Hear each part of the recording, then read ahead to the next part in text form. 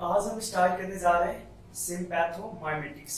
सिम्पैथोमाइमेटिक्स का मतलब होता है कि वो ड्रग्स जो सिंपैथेटिक जैसा काम करेगा, जो सिंपैथेटिक रिसेप्टर्स जो है बेसिकली उस पे काम करेगा। तो हम पहले पढ़ते हैं कि ये ड्रग की कैटेगरीज कौन कौन सी है। तो मेनली 3 कैटेगरीज ऑफ ड्रग्स आते हैं इसमें।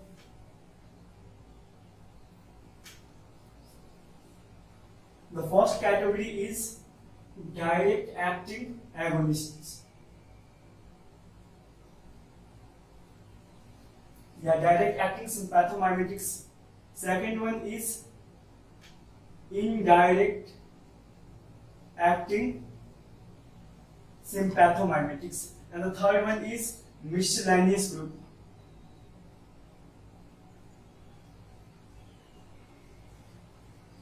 जिसको हम मिक्स्ड ग्रुप भी कहते हैं। अब वर्ड से क्लियर है, डायरेक्ट एक्टिंग क्या करता है कि खुद जाके जो एड्रेनर्जिक रिसेप्टर्स हैं उस पर बाइंड करता है और उसको एक्टिवेट करता है। जो इनडायरेक्ट एक्टिंग एगोनिस्ट है वो डायरेक्टली काम करता है, वो 3 मैकेनिज्म के थ्रू काम करता है। तो वो मैकेनिज्म मैं अभी कुछ देर के बाद बताऊंगा। इसके बाद जो मिसलेनियस कैटेगरी है ये बेसिकली इनडायरेक्ट एक्टिंग जैसा भी काम करता है, डायरेक्ट एक्टिंग जाके रिसेप्टर पे भी काम करता है। तो ये दोनों मिक्स्ड ग्रुप है, तो इसको हम मिक्स्ड फंक्शन ग्रुप भी कहते हैं। ठीक है, तो हम बेसिकली अब डायरेक्ट एक्टिंग एगोनिस्ट जो है सिम्पैथोमाइमेटिक्स के वो हम स्टार्ट करने जा रहे हैं। तो डायरेक्ट एक्टिंग एगोनिस्ट समझने के लिए आपको रिसेप्टर समझना बहुत जरूरी है। तो जो है सिम्पैथोमाइमेटिक्स से कौन कौन से रिसेप्टर हैं या एड्रेनर्जिक रिसेप्टर्स कौन कौन से हैं। तो first one is alpha receptors. ठीक है, अल्फा रिसेप्टर्स फर्दर 2 टाइप के होते हैं, alpha 1 and alpha 2।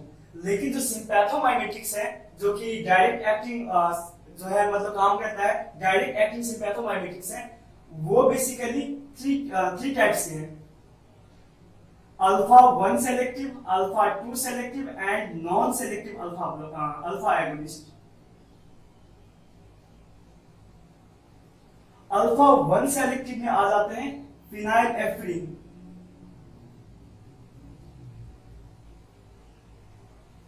Alpha 2 selective में आ जाते हैं क्लोनिडीन एंड नॉन सेलेक्टिव में आ जाते हैं नॉरएपिनेफ्रिन। ठीक हो गया। इसके बाद हम आ जाते हैं बीटा रिसेप्टर्स पे।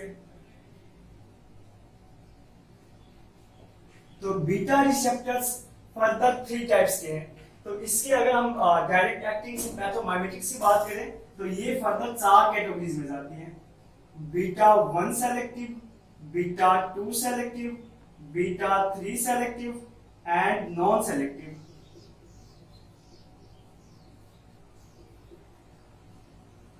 ठीक है, तो बीटा 1 सेलेक्टिव जो है उसका नाम याद रखिए। इसमें बहुत सारे ड्रग्स आते हैं, जो वन ऑफ द कॉमन है वो मैं लिखने जा रहा हूं, डोब्यूटामिन। जो बीटा 2 सेलेक्टिव है वो है एल्ब्यूटिरोल। जो बीटा 3 सेलेक्टिव है वो है मीराबोग्रेन, मीराबेग्लोन। एंड जो नॉन सेलेक्टिव है वो है आइसोप्रोटेरिनोल। ठीक हो गया। इसके बाद हम बात करते हैं इसके जो थर्ड जो है रिसेप्टर्स हैं उसके एगोनिस्ट की बात करते हैं। तो वो थर्ड रिसेप्टर है dopamine receptors.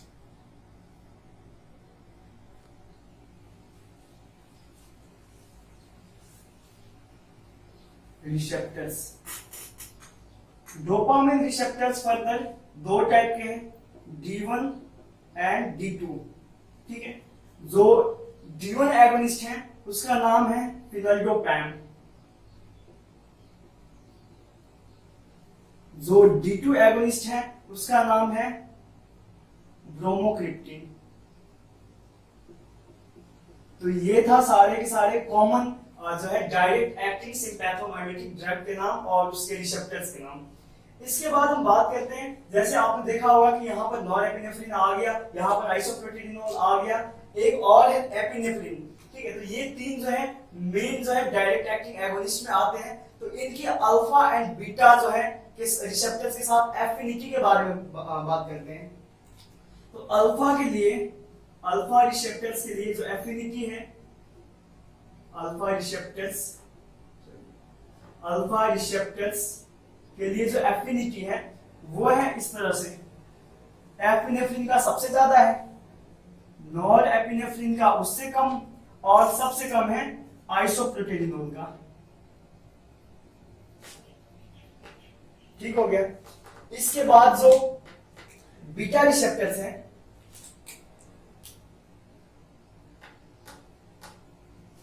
Beta receptors basically ये कहता है ये तीनों के तीन है अमाइन ग्रुप, ठीक है, मतलब तीनों के पास होते हैं अमाइन ग्रुप। तो अमाइन ग्रुप के पास कितने सब्स्टिट्यूएंट्स जुड़े हैं, जैसे अगर हम बात करते हैं आइसोप्रोटेडिनोल की तो कुछ इस तरह से स्ट्रक्चर होता है। अगर हम बात करते हैं एपिनेफ्रिन की तो उसकी कुछ इस तरह से स्ट्रक्चर होता है। अगर हम बात करते हैं नॉर एपिनेफ्रिन की तो उसका कुछ ऐसा सिंपल सा स्ट्रक्चर होता है, कोई सब्स्टिट्यूएंट नहीं होता। तो जितना ज्यादा स्ट्रक्चर होगा, ये क्या कहते हैं, जितना ज्यादा जो है सब्स्टिट्यूएंट होगा उतना ज्यादा ये बीटा सेलेक्टिव होता जाएगा या बीटा के लिए एफिनिटी बढ़ती जाएगी। तो अब यहाँ पे हम देख सकते हैं कि जो आइसोप्रोटेडिनोल है उसकी सबसे ज्यादा होगा जो है बीटा रिसेप्टर्स के लिए एफिनिटी। उसके बाद जो है ये हो गया एपिनेफ्रिन, एपिनेफ्रिन का हो गया, एंड सबसे कम हो गया नॉर एपिनेफ्रिन का बीटा सेलेक्टिविटी। ठीक है, अब हमने पढ़ लिया जो है रिसेप्टर्स और उसके एगोनिस्ट के बारे में। अब हमें पढ़ना है कि ये रिसेप्टर्स बड़े होते कहाँ पे, कौन कौन से ऑर्गन्स पे ये रिसेप्टर्स होते हैं, और जो है दूसरा उसका काम क्या है। ठीक है, तो लोकेशंस ऑफ रिसेप्टर्स हम देखते हैं।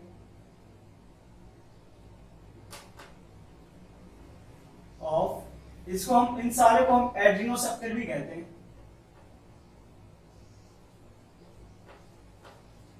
ठीक है, लोकेशंस ऑफ एड्रिनोसेप्टर्स। तो सबसे पहले हम बात करते हैं अल्फा 1 की। अल्फा 1 रिसेप्टर्स मेनली 5 जगह प्रेजेंट होते हैं। तो बिल्कुल हम ऊपर से चलते हैं, ऊपर से नीचे की ओर। तो सबसे पहले होता है जो प्यूपिलरी डायलेटेड मसल होते हैं,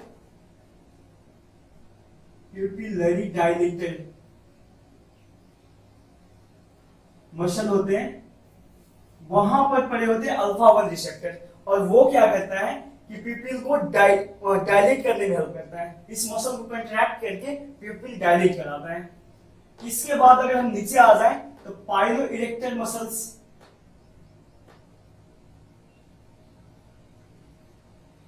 मसल जो हमारे रोंगटे खड़े करने में हेल्प करता है, तो वो है पाइलो इरेक्टर मसल, जो उस पर भी अल्फा 1 रिसेप्टर पड़े होते हैं। इसके बाद थर्ड वन है, उसका नाम है वो वैस्कुलर स्मूथ मसल।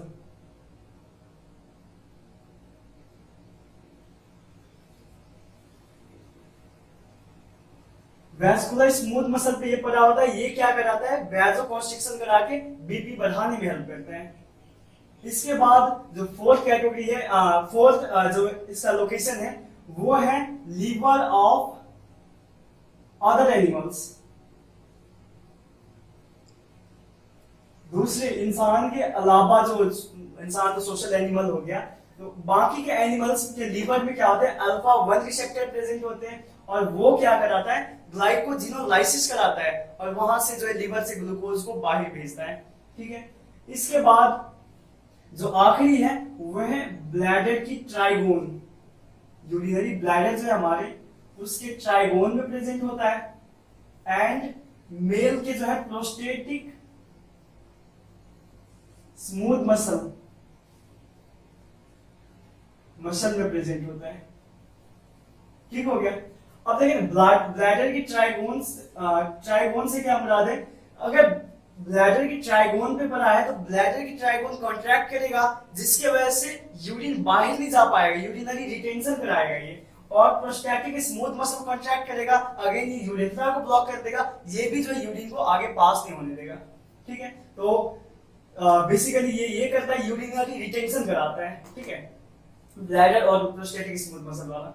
उसके बाद हम आ जाते हैं बीटा 2 रिसेप्टर्स पे, सॉरी अल्फा 2 रिसेप्टर्स पे। अल्फा 2 रिसेप्टर अगेन 5 जगह पर होते हैं, 5 मेन इसका जो है लोकेशन है। पहले तो इसका भी हो गया vascular smooth muscle, vascular smooth muscle पे पड़े होते हैं। इसके बाद ये पड़ा होता है एड्रीनर्जिक एंड कोलिनर्जिक जो है नर्व टर्मिनल्स पर, adrenergic and cholinergic nerve terminals पर पड़ा होता है।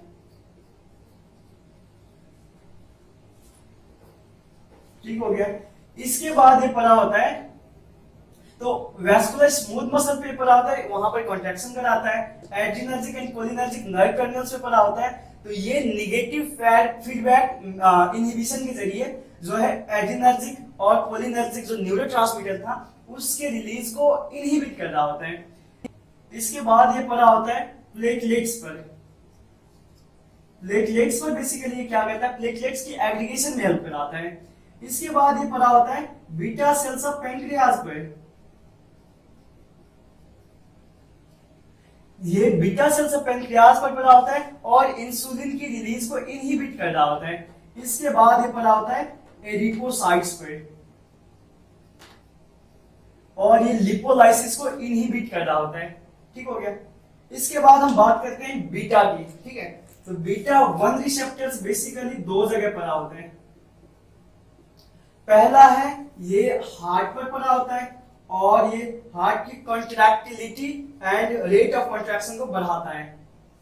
सेकेंड ये पड़ा होता है जेजी अपैरेटस या जेजी सेल्स कहते हैं, JG cells of JG apparatus पर पड़ा होता है, जिसका काम होता है रेनिन की रिलीज को प्रमोट करना।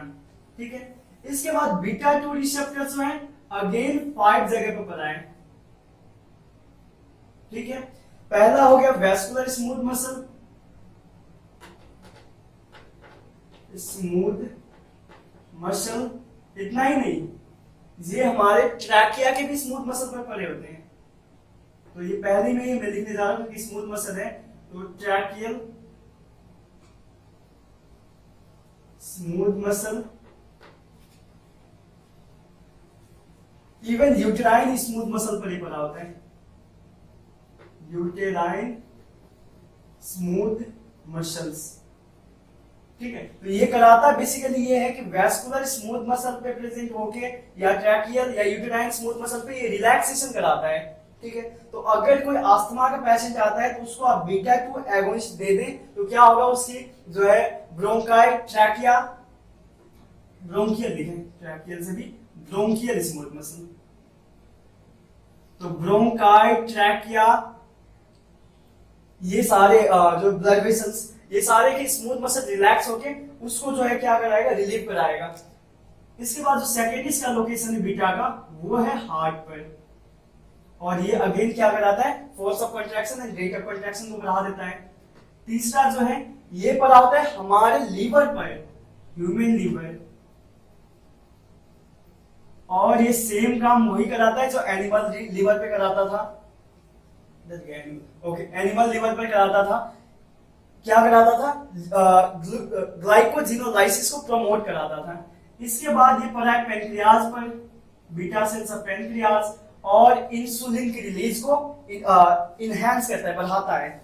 तो और इसके बाद आखिरी जो है ये पड़ा है सोमैटिक मोटर न्यूरॉन टर्मिनल्स पर, सोमैटिक मोटर न्यूरॉन्स पर पड़ा है, जो कि क्या कराता है, ट्रेमर कराता है, ऐसे हाथ कांपना। ठीक है, इसके बाद हम बात कर लेते हैं बीटा 3 रिसेप्टर की। तो बीटा 3 रिसेप्टर जो बेसिकली प्रेजेंट होता है एडिपोसाइट्स पर, जिसका काम क्या है, जिसका काम है लिपोलाइसिस को इनहेंस करना। ठीक है, अब रह गया डोपामिनर्जिक रिसेप्टर, तो मैं यहां पर लिखने जा रहा हूं, जो D1 रिसेप्टर पड़े हैं वो है renal and splanchnic blood vessels, renal and splanchnic vessels पर। और क्या कराता है, इसका डायलेशन कराता है। इसलिए अगर किसी बंदे के रीनल परफ्यूजन कम है तो उसको हम डोपामिनर्जिक एगोनिस्ट दे देंगे ताकि उसकी blood vessels, renal blood vessels को डायलेट करके वहां पर ब्लड सप्लाई ज्यादा हो जाए। इसके बाद जो D2 रिसेप्टर पर होते हैं वो नर्व टर्मिनल्स पर होते हैं, टर्मिनल्स पर पड़े होते हैं और ये CAMP की रिलीज को कम करा रहा होता है।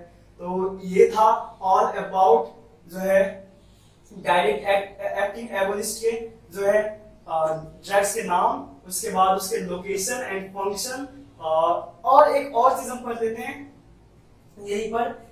जितने भी हमारे एगोनिस्ट हैं मोस्टली ये या तो कैटेकोलामिन्स है या नॉन कैटेकोलामिन्स है। तो इन दोनों में डिफरेंस क्या है? जो कैटेकोलामिन्स है उसमें एक्चुअली कैटिकोल नाम का एक अल्कोहल ग्रुप बना होता है, इसका एमाइन होता है, इसलिए हम इसको कहते हैं कैटिकोलामीन या कैटिकोलामाइन। ठीक है, तो और नॉन कैटिकोलामीन में ये नहीं पड़ा होता है। तो इन नॉन कैटिकोलामीन्स में और कैटिकोलामीन्स में बेसिक डिफरेंस ये तीन है कि जो नॉन कैटिकोलामीन है वो COMT रेजिस्टेंस होती है, जिसके वजह से उसकी क्या होता है, उसकी ब्रेकडाउन नहीं होती या डीएक्टिवेशन नहीं होती, जिसकी वजह से उस हाफ लाइफ जो है ज्यादा हो जाती है किसकी, नॉन कैटिकोलामीन्स की। इसके बाद वो रेजिस्टेंस होती है मोनोअमाइन ऑक्सीडेज के साथ, और मोनोअमाइन ऑक्सीडेज क्या कराता था, कैटिकोलामीन्स को ब्रेक डाउन कराता था। और अगर नॉन कैटिकोलामीन्स मोनोअमाइन ऑक्सीडेज का क्या है, रेजिस्टेंट है, तो ये कराता है, प्रोलॉन्ग करता है एक्शन को, ये ड्यूरेशन ऑफ एक्शन को प्रोलॉन्ग कराता है। इसके बाद तीसरा डिफरेंस है कि जो नॉन कैटिकोलामीन्स हैं वो होते हैं नॉन पोलर, जिसकी वजह से क्या होता है कि वो हाईली लिपिड सोल्यूबल हो जाता है। तो ये था all about direct acting agonist. इसके बाद हम इसके फंक्शंस के बारे में, indirect agonist and miscellaneous group के बारे में हम अभी पढ़ते हैं।